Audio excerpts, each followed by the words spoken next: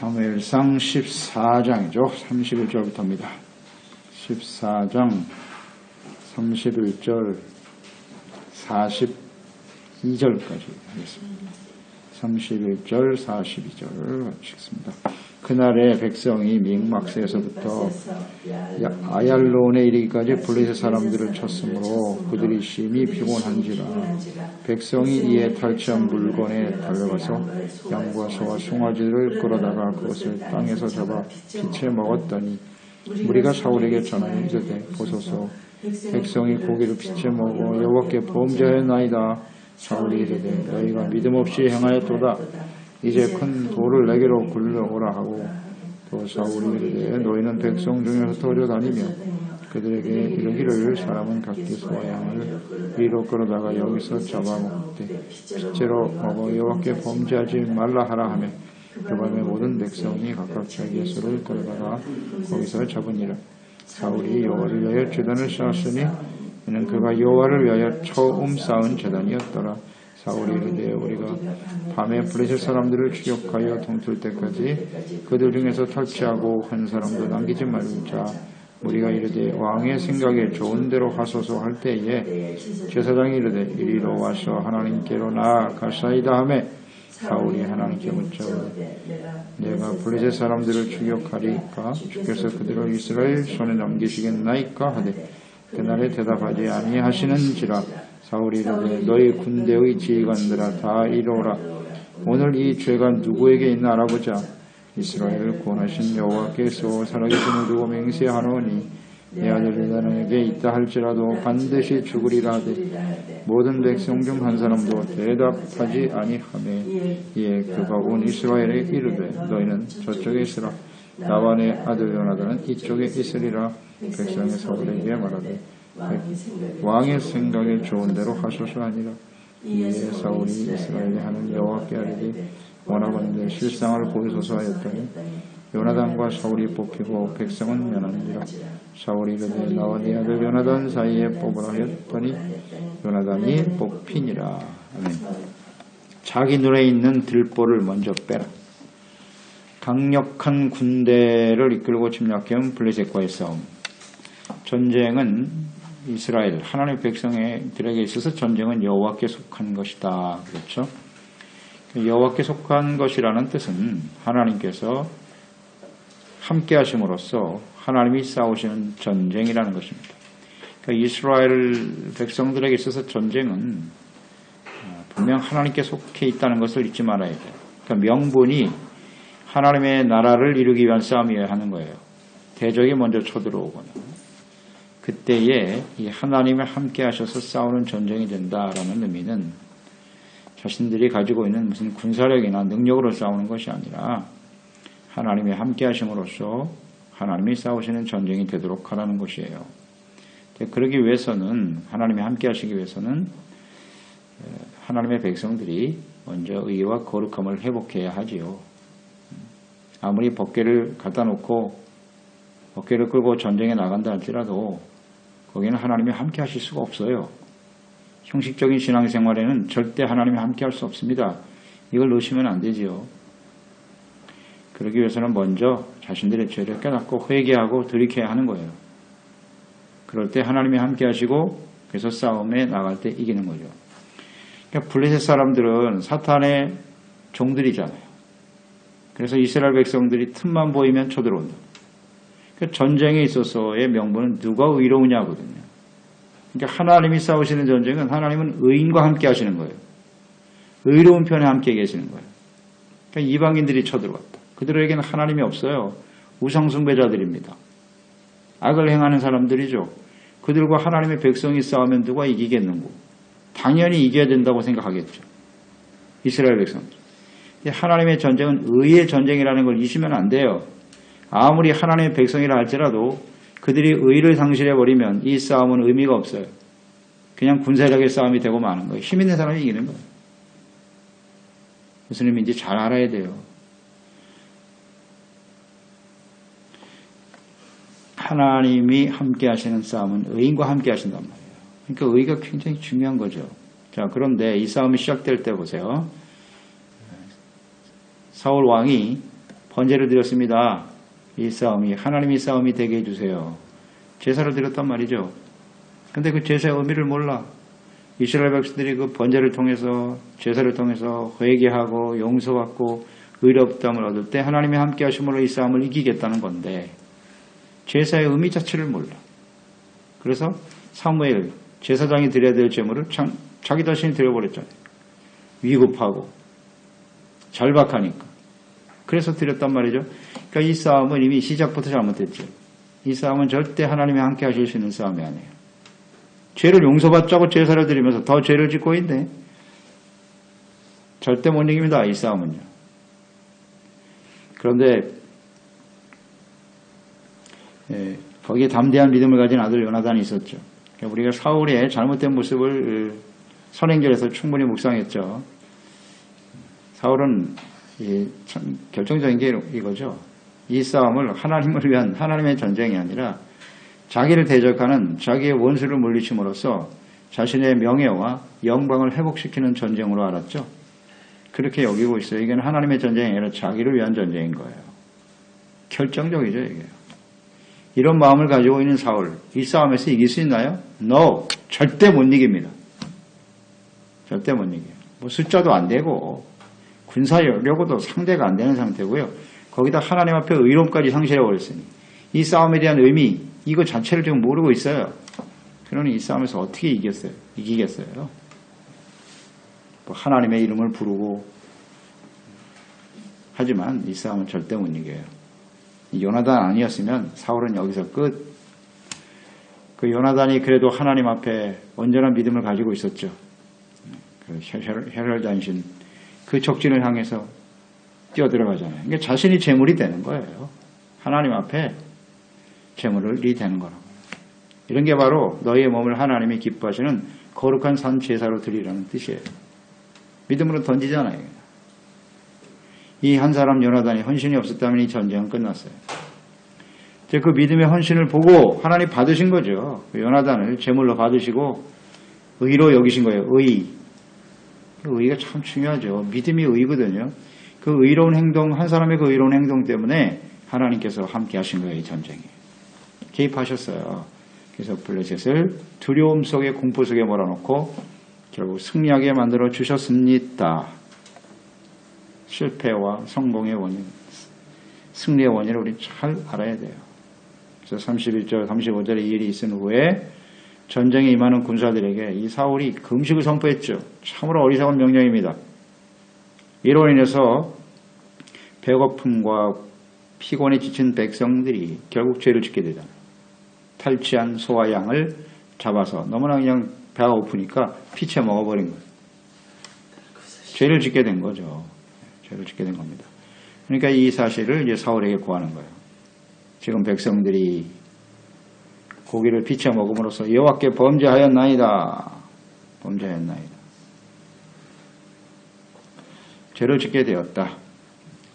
자, 그러면 이 죄를 여호와께 범죄한 이 책임은 누구에게 있는 것일까요? 전쟁에 나가는 군사에게 금식하라고 명령한 이 어리석은 사울 왕에게 1차적 책임이 있는 것이고 죄를 짓게 만들었잖아요.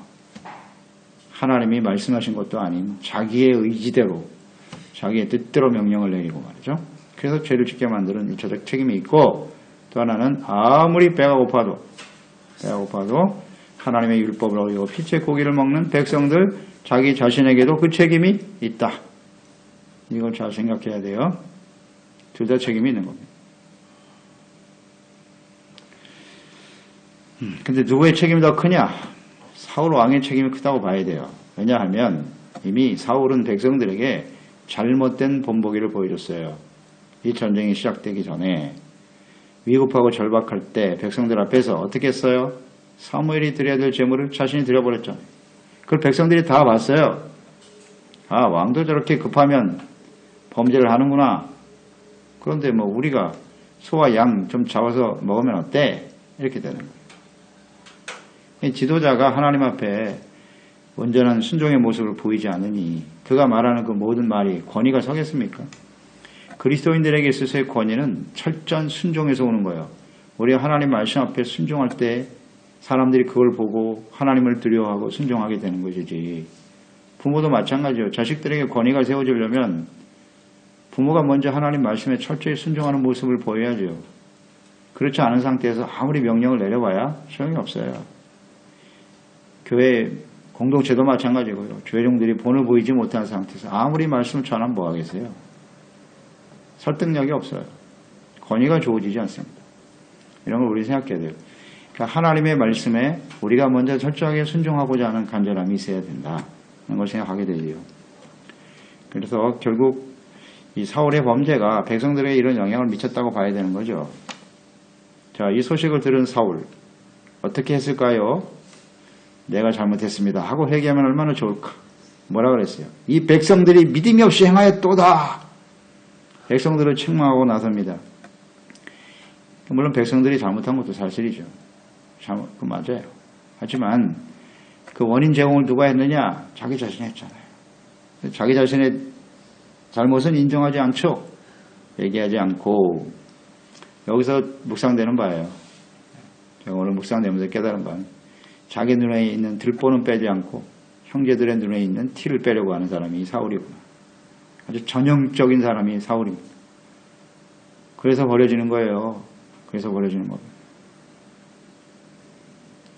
35절에 보세요. 사울이 여호와를 위하여 단을 쌓았더라. 여호와를 위하여. 이게 중요해요. 여호와를 위해 단을 쌓았다. 자, 전쟁에 승리한 것이 자신의 능력으로 이긴 것이 아니라 하나님이 하셨다. 인정할 수밖에 없죠. 자신이 싸운 게 아니라 요나단의 그 믿음의 헌신을 통해서 이스라엘을 하나님 블레셋을 물리치고 하나님이 함께 하셨다는 것을 자기도 인정할 수밖에 없잖아요. 그래서 이제 단을 쌓았던 것으로 보여요. 자, 여기서 단을 쌓는다라고 하는 의미를 생각해 보죠. 두 가지 의미겠죠. 하나는 중요한 건 속죄. 언제나 제단의 의미, 제사를 드린다라고 하는 속죄입니다. 자, 지금 하나님의 백성들이 이제 승리하였지만 피채 고기를 먹는 죄를 졌잖아요. 그 속죄 의미로 제사를 드려야 되는 것이고, 또 하나는 이 전쟁의 승리는 하나님이 주신 것이다. 감사의 의미죠. 감사와 속죄입니다. 이것이 제단의 의미가 되어야 하는 거죠. 이게 진정 여호와를 위하여 드리는 제단인 거예요. 하나님을 위해서 드리는 제사는 진실한 회개와 그 은혜에 대한 감사, 이것이 진짜 예배예요. 자기 자신을 위한 예배가 되어서는 안 되는 거죠. 주님을 위한 예배. 그런데 문제는 이 사울이 진정한 제사와 예배의 의미를 모르고 있어요. 회개와 속죄를 통해서 하나님과의 관계가 회복되고 그 은혜에 감사하면서 하나님과 화목되고 이스라엘 백성들이 화목되게 하는 거죠. 왕은 언제나 제사장과 왕, 선지자는 중보자라는 사실을 잊지 말아야지. 그래서 백성들의 죄를 대신하여 또 자신의 죄를 하나님께 회개하고 그래서 하나님과 하나님 백성들이 화목되어지는 이것이 진정한 하나님을 위한 제사가 아닐까요? 그런데 이 중요성을 인식하지 못하고 있어요. 이 사울은. 그냥 형식적인 제사를 드리는 거예요. 이게 문제예요. 형식적인 제사. 그 제사보다 진정한 자기의 죄를 깨닫고 회개하고 통회하는 마음이 더욱더 필요한 것입니다. 마음이 청결한 자가 복이 있는 거예요. 마음이 청결한 자는 자기의 죄를 깨닫고 회개하는 것이에요. 그런데 이 제사는 사울에게 있어서 좀 의미가 없네요. 형식적인 제사가 되고 말았어요. 이거 조심하자는 거예요. 예배를 드리되 의미를 좀 바르게 알고 드리자. 왜 예배를 드려야 되는 동기, 목적, 의미. 이건 정말 너무너무 중요해요. 이걸 놓쳐버리면 우리는 아무리 예배 형식을 가지고 신앙의 모습은 가지고 있지만 하나님과 함께 할 수 없는, 하나님 받으실 수 없는 수많은 제사를 예배를 드리고 있는 것뿐이죠. 사울처럼 말이에요. 그 다음에 거기 말씀에 보면 이는 그가 여호와를 위하여 처음 쌓은 제단이었다. 처음 드린 거예요. 예배를 처음 드렸대요.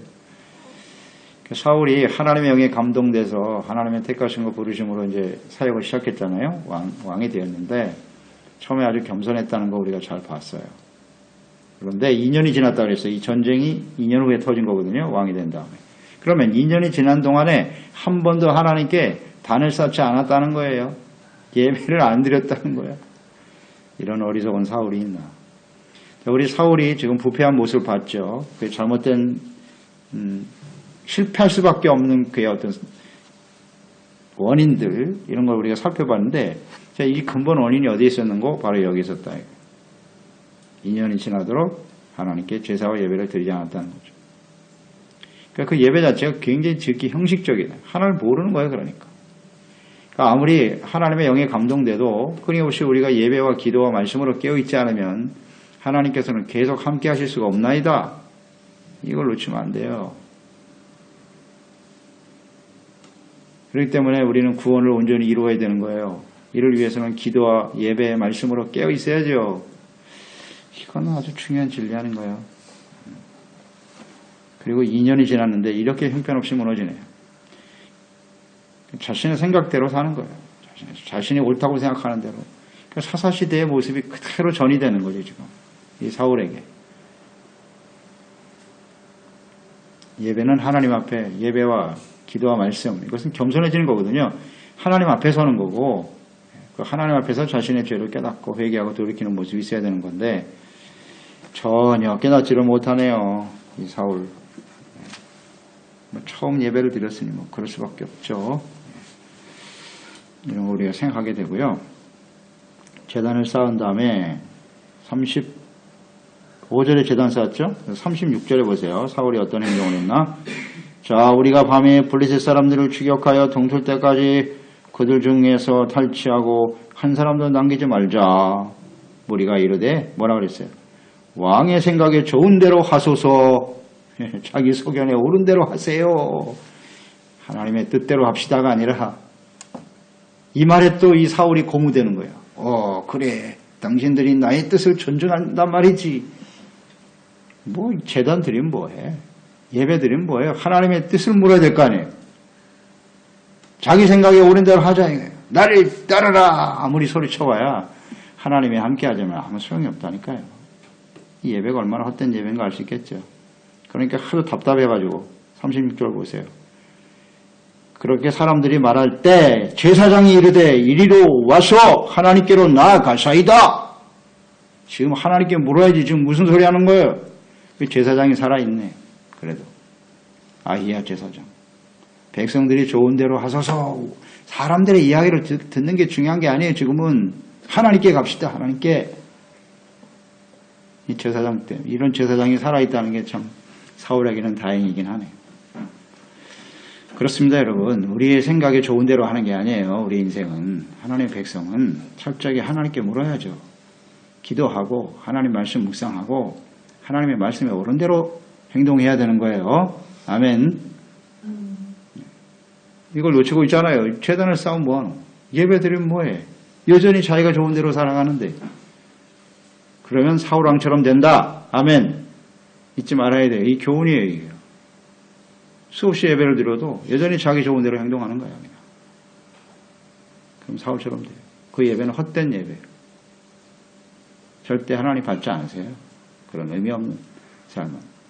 그러면서도 우리는 막연하게 좋은 미래를 기대하겠지. 내일은 나아지겠지. 전혀 그렇지 않습니다. 하나님의 뜻대로 되는 거지 우리 생각과 뜻대로 되는 게 아니에요. 얼마나 우리가 하나님 말씀 앞에 자신을 쳐서 복종시킬 수 있느냐. 이게 문제예요.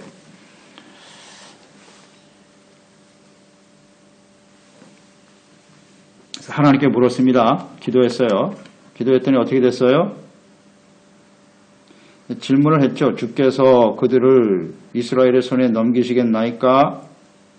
블레셋 사람들을 추격해야 됩니까? 네, 질문은 올바른 질문인 것 같아요. 하나님께 물었습니다. 그날에 하나님이 대답지 아니하시니라. 응답이 없어요. 응답이 없으면 어떻게 해야 돼요? 응답이 없으면 회개해야 된다는 걸 알았던 것 같아요. 사울이 너희 군대의 지휘관 다 이리로 오라. 오늘 이 죄가 누구에게 있나 알아보자. 자, 접근은 좋았는데 문제는 뭐예요? 또 다른 사람의 죄를 찾으려고 하는 이 사울의 모습을 보세요. 자신의 죄는 전혀 지금 깨닫지 못하고 있는 거예요. 이야, 이 사람 참 결국 버림을 받을 수밖에 없구나. 또 사람들을 모아놓고 누구 죄 때문에 이렇게 하나님 응답을 안 하시는지 보자는 거죠. 예. 자, 자기는 쳐들어가고 싶었어요. 추격하고 싶었는데 하나님은 노하고 계시거든요. 그러니까 자신의 뜻과 하나님의 생각이 다르다. 근데 그럴 때는 어떻게 해야 돼요? 내 뜻을 빨리 버려야죠. 그게 뭐 간단한 거예요. 자기 뜻을 버리면 돼요. 하나님의 뜻을 받아들이고. 자, 그래서 누가 죄인인지를 묻는 거예요. 이제 백성들을 모아놓고 지휘관 다 불러놓고 누구의 죄 때문인지 알아보자. 뭘 알아보나 마나지. 뭘 알아봐. 그냥 알아봤어요. 사울과 요나단은 이 편에 서고 백성들은 저쪽에 서라. 누구에게 뽑히겠어요? 당연히 사울하고 요나단에게 뽑히죠. 이 죄 원인이 자신에게 있다는 사실을 하나님이 알려주시려고 하는 거죠. 자, 뽑히니 사울과 요나단이 뽑혔다 그랬죠? 당연히 그렇게 뽑히겠죠. 실상을 41절에 보세요. 실상을 보이소서 요나단과 사울이 뽑히고 백성은 면한지라. 그러니까 이 죄가 누구에게 있는 거예요? 사울에게 있는 거죠. 사울과 요나단 두 사람이 뽑혔으면 사울이 그 자리에서 무릎을 꿇어야 되는 거 아니에요? 죄요. 제가 잘못했습니다. 그런데 또 요나단 때문이라고 뭐라 세우는 이 파렴치하고 이게 어리석은 거죠. 이건 어리석고 정말 미련하고 아주 완고한 사람이에요. 하나님이 자신의 죄를 깨닫게 하시려고 이렇게까지 하시는데 전혀 인식이 없어. 나는 잘못이 없어. 허허, 이거 참 사람이 이렇구나 하는 걸 깨닫게 되지요. 그래서 우리는 언제나 책임을 다른 사람에게 돌리려고 하지 말고 이게 멸망해 가는 사람, 하나님께 버림받은 사람의 특징이에요. 어떤 상황이 벌어졌을 때 자꾸 죄를 전가시키려고. 누구 때문에? 상황이 어때서? 나는 잘못이 없어요. 나만 억울해요. 들보를 보아라. 내 눈에 들보를 볼 줄 아는 게 크게 지혜로운 사람이에요. 사울이 여기서 그대로 무릎을 꿇었어요. 회개하고 돌이킬 수 있었다면 하나님이 자비와 긍휼을 베풀어 주셨겠죠. 시간을 연장시켜 줬을 거예요. 그래서 우리는 이 상황을 보니까 하나님이 사울을 버리신 이유를 알겠구나. 아주 분명한 이유가 있잖아요. 하나님은 절대 불의하신 분이 아니에요. 그렇게 몰인정하신 분도 아니고요. 충분하게 기회를 주는 거예요. 지금 돌이킬 수 있도록. 근데 돌이킬 수가 없네요. 자, 이 사울의 성향을 우리는 정말 조심해야 합니다. 이런 모습이 우리에게 있어요. 우리에게 있다고요. 전가시키지 말고 내가 잘못했습니다 하고 회개할 줄 아는. 다윗과 사울의 차이가 여기서 아주 극명하게 드러나잖아요. 다윗은 선지자의 지적에 그대로 무릎을 꿇어버리잖아요. 제가 잘못했습니다. 그게 사는 길이에요. 사는 길입니다. 하나님이 모르시나? 다 알고 계신데 어떻게 속여요? 하나님의 눈을. 그런데 우리는 정말 손으로 하늘을 가리려고 하는 이런 어리석은 행동을 끊임없이 하나님 앞에서 하고 있단 말이죠. 절대 안 됩니다. 하나님이 기회를 주시는데 그 기회를 놓치면 안 돼요. 놓치면 안 돼요. 이 사울은 구제불능이네요. 힘들겠어요. 이렇게까지 뽑아주는데도 정신을 못 차립니다. 그래서 언제든지 하나님 말씀 앞에서 우리 자신을 깨닫고 겸손한 모습으로 주님을 섬길 수 있는 저희들이 되어야 하겠습니다. 하나님 아버지, 오늘도 주님의 말씀을 묵상하면서 하나님이 왜 이 말씀을 기록하여 오늘 이 시대에 우리에게 남겨주시고 또 들려주시는지를 잘 알겠습니다. 이 사울과 같은 사람 반드시 멸망할 수밖에 없다는 거예요. 버림을 당할 수밖에 없다. 이걸 정말 조심해야 돼요. 하나님이 택하여 세운 사람이고요. 또 신실한 모습으로 겸손으로 출발한 사람이었지만 그 과정을 우리가 묵상하면서 왜 그가 버림을 받게 되었는지를 자세하게 구체적으로 하나님이 기록하셨어요. 얼마나 감사한지요. 이런 성향이 우리에게도 있어요. 우리는 형제의 눈에 있는 티를 빼기 전에 내 눈에 있는 들보를 깨달을 수 있는 지혜로운 사람이 되게 해주세요. 그게 진정한 겸손이고요. 그런 사람들이 하나님의 자비와 긍휼을 힘입을 수 있는 사람이 아니겠습니까? 그래서 하나님, 오늘 하나님의 말씀을 듣지 않으면 제사와 예배, 기도와 말씀 앞에 깨어있지 않으면요, 우리는 자신의 죄를 발견할 수가 없습니다. 그러니까 매일매일 삶 속에서 하나님 말씀 앞에서 우리 죄를 깨닫고 회개하고 용서받고 의롭다함을 얻고 주님의 은혜에 감사함으로 주님께 헌신하며 주님을 따르는 신실한 종들이 되게 하여 주시옵소서. 예수님의 이름으로 기도드리옵나이다. 아멘. 사무엘상 14장이죠. 31절부터입니다.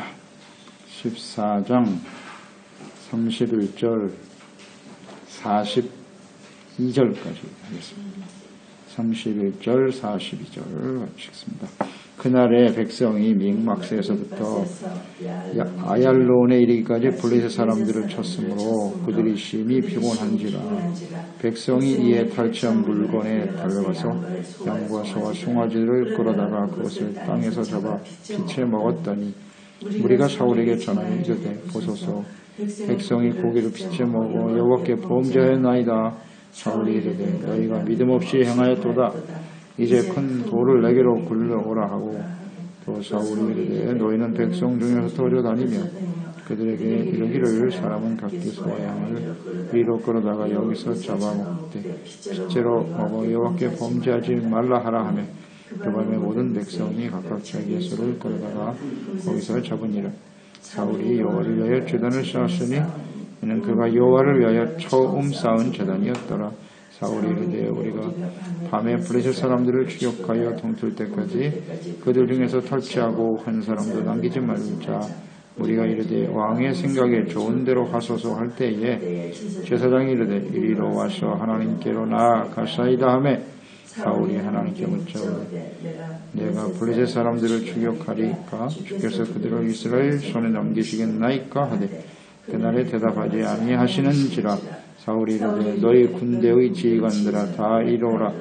오늘 이 죄가 누구에게 있나 알아보자. 이스라엘을 구원하신 여호와께